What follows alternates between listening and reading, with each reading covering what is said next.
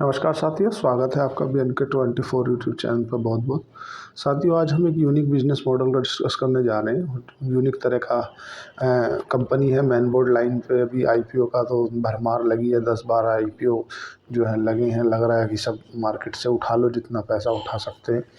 तो कंपनी का नाम है तुम्हारा inventure knowledge service solution services limited. अब बात करें कि ये जो इन्वेंचर नॉलेज सोल्यूशन सर्विसेज है, ये कंपनी काम क्या करती है।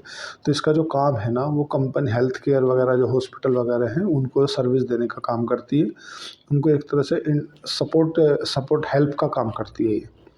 इसका जो ज़्यादातर बिजनेस है, वो तुम्हारा जो ज़्यादातर कारोबार है वो इसका तुम्हारा अमेरिका, कनाडा और ऑस्ट्रेलिया, मतलब यूरोप वगैरह में इनका काम ज़्यादा है।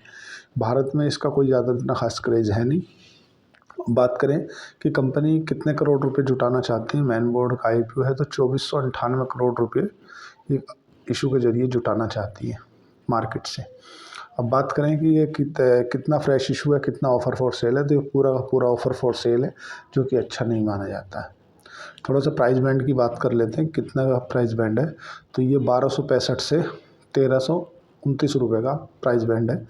एक लॉट में 11 शेयर हैं। अगर आपको एप्लीकेशन लगानी है तो आपको 14,614 रुपया 619 रुपये इसमें लगाने पड़ेंगे, तब आपकी एक एप्लीकेशन मानी जाएगी।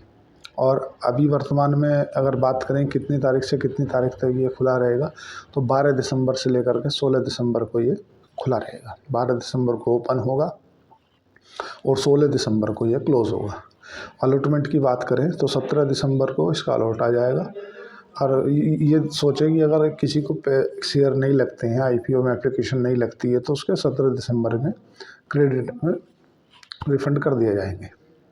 अगर इसमें किसी को IPO में एप्लीकेशन लग जाती है तो उसके 18 दिसंबर को ही डीमैट अकाउंट में शेयर क्रेडिट कर दिए जाएंगे। और लिस्टिंग की बात करें तो लिस्टिंग इसकी 19 दिसंबर को है। हम इन्वेंचर्स नॉलेज सोल्यूशन सर्विसेज कंपनी के बारे में बात कर रहे हैं। फेस वैल्यू इसकी एक की है, एक की फेस वैल्यू पर आ रही है। अगर कोटे की बात करें तो इस क्वालिफाइड इंस्टीट्यूशनल इन्वेस्टर हैं उनके लिए 75% कोटा रखा गया है। जो नॉन इंस्टीट्यूशनल इन्वेस्टर हैं उनके लिए 15% कोटा रखा गया है। और अगर बात करें रिटेल इन्वेस्टरों की, तो रिटेल इन्वेस्टरों के लिए 10% कोटा रखा गया है। ये कोटा है। अब इसमें अगर कर्मचारी की बात करें तो ये मान के चलो, अभी वर्तमान की स्थिति में इसकी जो ज़्यादातर जो बिज़नेस है ना, वो यूरोप और तुम्हारा अमेरिका, कनाडा और ऑस्ट्रेलिया ऐसे देशों से आता है। अब इसके जो प्रमोटर हैं, पर सचिन गुप्ता है तुम्हारा, रेखा आर्यमन है तुम्हारा, अंजुमन आर्यवीर है, विवेकाधीन ट्रस्ट है, ऐसे इनके प्रमोटर हैं, कंपनी के मालिक हैं मतलब।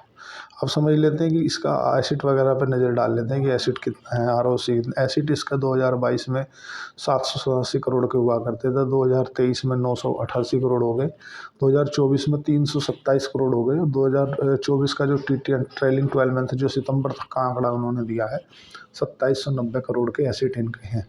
एसिड तो इनके ठीक ठाक नहीं, बहुत ही तेज़ी से बढ़ रहे हैं। रेवेन्यू की अगर बात करें तो रेवेन्यू इसका 2022 में 763 करोड़ का हुआ करता था, 2022 में 763 का हुआ करता था, 2023 में 1031 करोड़ का रेवेन्यू हो गया, 2024 में 1817 करोड़ का रेवेन्यू हो गया, और 2024 का सितंबर तक का इन्होंने आंकड़ा पेश किया है, उसमें इनका 1294 करोड़ का रेवेन्यू दर्ज किया गया है। प्रॉफिट की समझ लेते हैं थोड़ा, कंपनी का प्रॉफिट वगैरह क्या है। तो प्रॉफिट जो इसका 2022 में 232 करोड़ का प्रॉफिट हुआ करता था, बढ़ के 305 करोड़ हो गया 2023 में, 2024 में 370 करोड़ हो गया, और जो सितंबर तक का इन्होंने आंकड़ा पेश किया है उसमें इनका जो प्रॉफिट है वो 208 करोड़ का प्रॉफिट है। तो ऑल ओवर अगर देखा जाए तो क्या ठीक है। अगर पुराने इसकी ये समझ लिया जाए तो कि थोड़ा सा जो उसमें DRHP वगैरह में पढ़ रहा था, क्या मुझे थोड़ा ख़राब ये लगा कि इसके जो पुराने शेयर होल्डर है ना, इसका जो पर्पज़ ऑफ IPO लाने का पर्पज़ क्या है, अगर ये देखा जाए तो जो पुराने निवेशक है ना उनको एग्जिट दिया जा रहा है। मतलब उनको आप बोला आप माल बेच के निकल जाओ, तो ये थोड़ा सा नेगेटिव विषय माना जाता है कि आपका जो पर्पज़ है वही थोड़ा सा मतलब एक हालांकि इसका GMP अच्छा चल रहा है, लेकिन अभी GMP के भरोसे आप किसी कंपनी में एप्लीकेशन नहीं लगा सकते ना। मतलब अगर उसका पर्पज़ थोड़ा सा क्लियर हो जाए कि वो आप IPO काहे के लिए ले आ रही हैं। IPO लाने का न्यून पर्पज़ जो दिया है कि हमारे जो पुराने शेयर होल्डर हैं वो एग्ज़िट लेना चाहते हैं, तो इसलिए हम IPO ला के ऑफर फॉर सेल के जरिए पब्लिक को माल दे रहे हैं या क्वालिफाइड इंस्टीट्यूशनल इन्वेस्टर को दे रहे हैं और अपने पुराने निवेशकों को एग्जिट दे रहे हैं, थोड़ा सा नेगेटिव माना जाता है। थोड़ा आरओसी की बात करें तो जो आरओसी इसका 32% का है तो अच्छा है कि इनको कौन सा कुछ ज़्यादा तो है नहीं, अपने रिसर्च वगैरह का हेल्प वगैरह का काम है, तो 100 रुपये में 32 रुपये 68 रुपये खर्चे हो गए, 32% का आरओई ठीक है। आरओसी की बात करें रिटर्न ऑन कैपिटल एम्प्लॉयड तो इनका 31 का है। अगर एबिटा मार्जिन की बात करें कि जब एबिटा मार्जिन कितना है तो इसका 29% का एबिटा मार्जिन है। पैट मार्जिन की बात करें, प्रॉफिट आफ्टर टैक्स मार्जिन जो है वो 21% का है। अर्निंग प्रति शेयर की बात करें तो इसका लगभग 23 का अर्निंग प्रति शेयर है, जो कि अच्छा है। नेट एसेट वैल्यू की बात करें तो 70 की है, थोड़ा सा ठीक ठाक ही मानी जाएगी। अब ये समझ लेते हैं कि ये आईपीओ में लगाएं क्या नहीं लगाएं। तो देखो, आईपीओ में लगाना है नहीं लगाना ये डिसीजन आपका अपना डिसीजन होगा। मैं तो केवल जो कंपनी के बारे में अच्छी चीज़ें हैं वो आपसे डिक्लेयर कर सकता हूँ, जो कंपनी के बारे में बुरी चीज़ें हैं वे बता सकता हूँ। आपको आईपीओ में लगाना है या नहीं लगाना है ये आपका अपना डिसीजन होगा। अपने फाइनेंशियल एडवाइज़र से पूछ के ही करें जो भी करना है।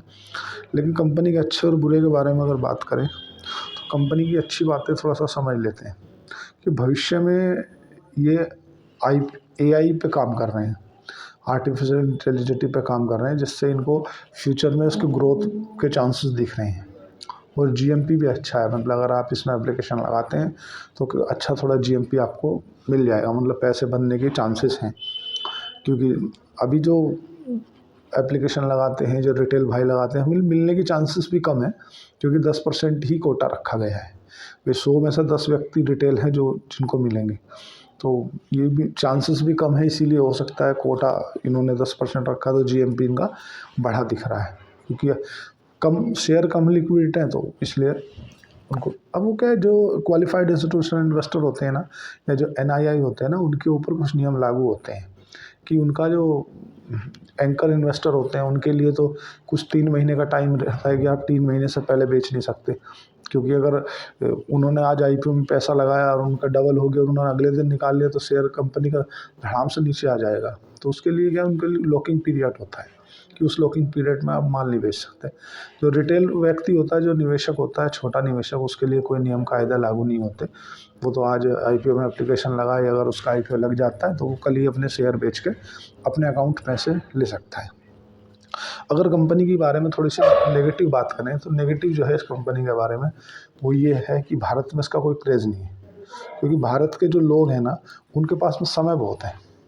ये जो जिस तरह की ये सर्विस प्रोवाइड करती है, लगभग 700 से ज़्यादा हॉस्पिटलों में ये तुम्हारा अमेरिका, कनाडा, ऑस्ट्रेलिया, वहाँ के लोगों को, मतलब हॉस्पिटलों को 700 से ज़्यादा हॉस्पिटलों को ये सर्विस दे चुकी है। अगर प्रॉफिट वगैरह की बात करें तो अच्छा है, प्रॉफिट भी अच्छे जनरेट कर पा रहे हैं। पर ये भारत में इसका क्रेज़ नहीं है। भारत में क्रेज़ इसलिए नहीं है इसका, देख सकते क्या है कि भारत जो है ना वो समय वाला देश है। मतलब हाँ, ऐसा कोई नहीं है कि जो तुम्हारे पास समय नहीं है, खासकर हॉस्पिटल जैसी चीज़ के लिए, कि आप आउटसोर्स नहीं कर सकते ऐसे कि यार ठीक है तुम देख लेना। यहाँ तो एक दूसरे का इमोशनली टचमेंट इतना होता है कि अगर आपका फैमिली मेम्बर कोई हॉस्पिटल में है तो आप सब समय निकाल के आप उससे मिलते हो। तो इसीलिए भारत का इसमें क्रेज़ नहीं है। मतलब इस तरह के बिजनेस में सभी के पास समय है, सब निकाल कर स्वयं से कर लेते हैं कि यार हॉस्पिटल में कोई कागज़ लगाने हैं या कोई हॉस्पिटल से कोई क्लेम वगैरह लेना है या कोई प्रॉब्लम है तो उसे अपने से हैंडल कर लेते हैं भारत के लोग। दूसरा इसके बारे में नेगेटिव क्या है, नेगेटिव ये है कि इसका ऑफर फॉर सेल है पूरा, मतलब अपना जो हिस्सा है वो पूरा का पूरा प्रमोटर बेच रहे हैं। ये थोड़ा सा नेगेटिव है। मतलब यार आप कुछ हिस्सा अगर हम माल बेचो, मान लो तो आप आईपीओ लेके आ रहे हैं तो आईपीओ का पैसा कुछ कंपनी में भी जाए तो ताकि निवेशकों को भी लाभ मिले। कंपनी में 1 रुपया लगने वाला नहीं है।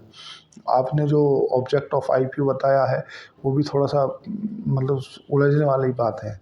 आपको आईपीओ में लगाना है कि नहीं लगाना वो आपका अपना डिसीजन है। बाकी कंपनी का बिजनेस मॉडल थोड़ा सा यूनिक तरह का बिजनेस मॉडल है, मतलब। और अभी जीएमपी वगैरह भी ठीक चल रही है तो लग रहा है कि इसमें लिस्टिंग गेन आपको मिल सकते हैं। अब मैं अगर पर्सनली बात करें तो इसमें केवल मैं लिस्टिंग गेन के लिए आईपीओ में एप्लीकेशन लगाऊंगा। अगर लगाऊंगा तो लगाया और अगले दिन अगर आईपीओ एप्लीकेशन लग जाती है और मुझे इसमें 30% 40% का लिस्टिंग गेन मिल रहा है तो मैं एग्जिट हो जाऊंगा।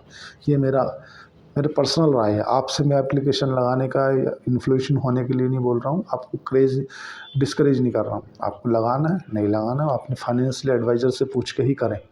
लेकिन साथियों, आज के लिए इतना ही। चैनल को लाइक करें, सब्सक्राइब करें, कमेंट करें। मैं देख रहा था 77% यूज़र मेरे ऐसे हैं जो चैनल को देखते कंटिन्यू हैं, लेकिन उससे सब्सक्राइब नहीं करते। तो 0.5 सेकंड लगते हैं, कर दिया करो। धन्यवाद। Thank you.